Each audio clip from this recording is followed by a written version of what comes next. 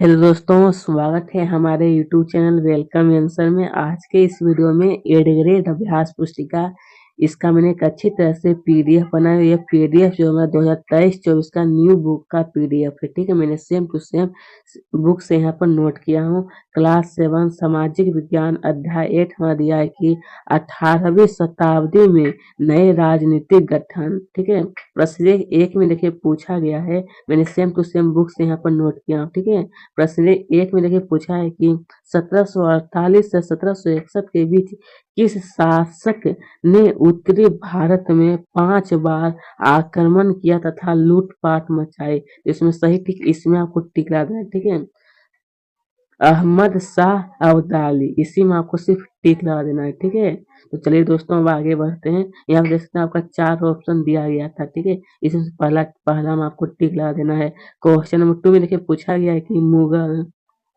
साम्राज्य के विघटन के समय सर्वाधिक महत्वपूर्ण एवं बड़ा प्रांत नहीं था। ऑप्शन बंगाल, इलाहाबाद, अवध या फिर मालवा। तो सही टिक हो जाएगा मालवा। क्या नहीं था? तो मालवा महत्वपूर्ण एवं बड़ा प्रांत नहीं था। ठीक है, क्वेश्चन नंबर 3 में पूछा गया कि किस राजा द्वारा जयपुर को अपनी नई राजधानी बनाया गया? किस राजा द्वारा? ऑप्शन जय सिंह, भीम सिंह, गुलाब सिंह या फिर मान सिंह। तो सही टिक हो जाएगा जय सिंह। क्या होगा? जय सिंह में आपको टिक लगा देना है। ठीक है, इसके आगे पूछा गया हमारा कि उन परिस्थितियों को लिखिए। क्या है? उन परिस्थितियों को लिखिए जिसके कारण मुगल साम्राज्य कमजोर होता है। क्या है? उन परिस्थिति को लिखने के लिए तो इसका सही उत्तर आपको लिखना है कि बादशाह बादशाह औरंगजेब ने ढक्कन में 1679 से लंबी लड़ाई लड़ते हुए साम्राज्य के सैन्य और वित्तीय संसाधनों को बहुत अधिक खर्च कर दिया। औरंगजेब के बाद किसी किसी कुशल शासक का न आना फिर लिखना है कि इसके जिसके कारण मन सबदारों और शक्तिशाली वर्गों को वश में रखना कठिन हो गया। ठीक है, इतना आपको नोट कर लें। ये प्रश्न संख्या 4 का उत्तर है। इतना आपको अच्छी तरह से नोट कर लीजिए। चलिए इसके आगे बढ़ते हैं। इसका ये जो पूछा प्रश्न संख्या 5 में पूछा है कि 18वीं शताब्दी में मुगल साम्राज्य के पतन के साथ साथ राज्यों को कितने समूह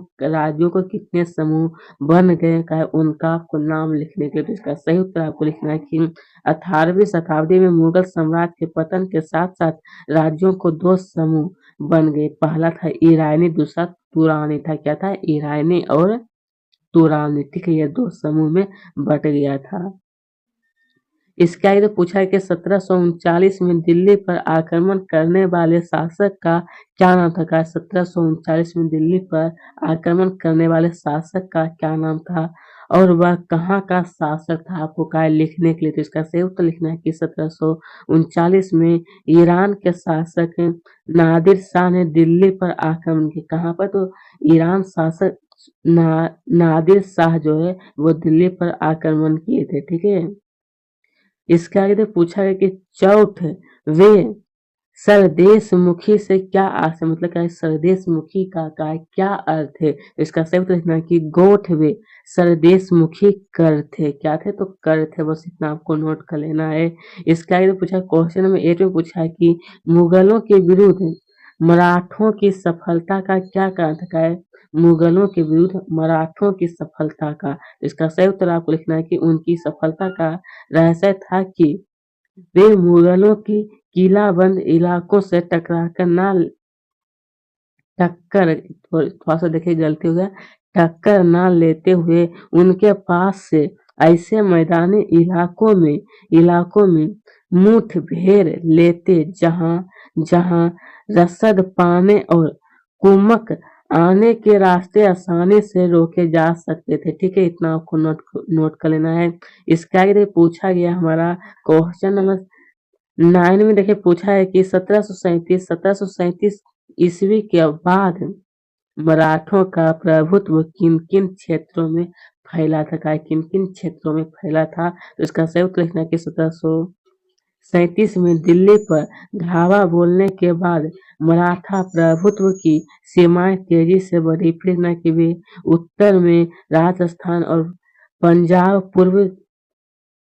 यहाँ पर जो है उत्तर में राजस्थान और पंजाब, पूर्व में बंगाल, उड़ीसा तथा दक्षिण में कर्नाटक, तमिल एवं तेलुगु प्रदेश तक फैली हुई थी। ठीक है, बस इतना आपको नोट कर लेना है, इतना आपको नोट करना था ज्यामिति आपको। मैंने देखिए सटीक सटीक आंसर मैं सभी का बता रहा हूँ। ठीक है, आपको ज्यादा लंबा आंसर भी मैं नहीं बता रहा हूँ। क्वेश्चन नंबर 10 में पूछा है कि दल खालसा किसे कहते हैं? कहा दल खालसा जो वो किसे कहते हैं, वे किस प्रकार का कार्य करते हैं, आपको लिखना। तो इसका सही उत्तर लिखना है कि तथ्यों और मिसलों की संयुक्त सेना दल खालमा कहलाती है। क्या कहलाती है? तो खालमा कहलाती है।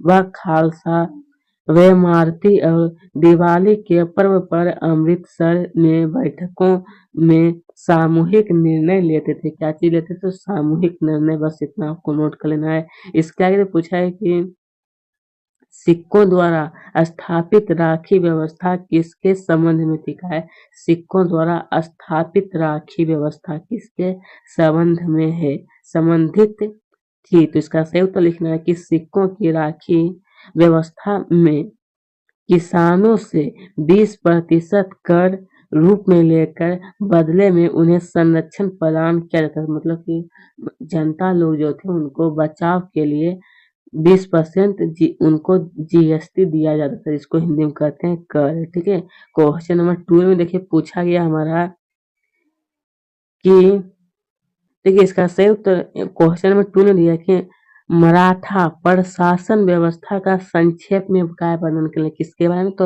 मराठा प्रशासन व्यवस्था में का संक्षेप में लिखने के लिए। तो इसका सही उत्तर लिखना है कि मराठा राज एक अन्य शक्तिशाली क्षेत्रीय राज था जो मुगल शासन का लगातार विरोध करके उत्पन्न हुआ था। शिवाजी 1627 से 1680 ने शक्तिशाली योद्धा परिवारों की सहायता से इस राज को स्थापित किया। जब किसी इलाके को जीत लेते थे तो वह वहां धीरे धीरे भू राजस्व का मांग की जाती थी। फिर थोड़ा सा और लिख लेना है कि उन्होंने व्यापार को पुनर्जीवित किया और कृषकों पर प्रोत्साहित किया। क्या चीज? कि उन्होंने व्यापार को पुनर्जीवित किया और कृषकों प्रोत्साहित किया। बस इतना आपको नोट कर लेना है। इसके आगे देखिए पूछा गया हमारा क्वेश्चन नंबर 13 में दिया है, यानी 13वां प्रश्न दिया है कि जाट राज के प्रमुख व्यापारिक केंद्र कौन कौन से थे? इसका सही उत्तर लिखना है कि जाटों के प्रमुख क्षेत्र में पानीपत, बल्लभगढ़ जैसे शहर महत्वपूर्ण व्यापारिक केंद्र थे। ठीक है, इतना आपको नोट कर लेना है। इसके आगे पूछा है क्वेश्चन नंबर 14 में देखिए पूछा गया है कि सूबेदार के रूप में सआदत खान द्वारा अवध में क्या कार्य किए थे? इसका सही उत्तर लिखना है कि शहादत खान को 1722 में अवध के सूबेदार गवर्नर के रूप में नियुक्त किया गया था। उन्होंने ढाटे मुगल सम्राट से उबरने के लिए सबसे महत्वपूर्ण राज्यों में से एक की स्थापना की थी। बस इतना आपको नोट करें। तो दोस्तों यहीं पर इस वीडियो मैंने सामाजिक विज्ञान में जितने भी पार्ट था क्लास 7 का सभी को मैंने सोल्व कर दिया। ठीक है, अगर आप नहीं देखे तो सभी अगर देखना चाहते तो मैं प्लेलिस्ट बना दूंगा, वहां से आप देख सकते हैं, अन्यथा आप मेरे चैनल से देख लीजिएगा। ठीक है, तो दोस्तों आज का यह वीडियो यहीं पर समाप्त। अगर आप चैनल को सब्सक्राइब नहीं किए तो जरूर कर दीजिएगा।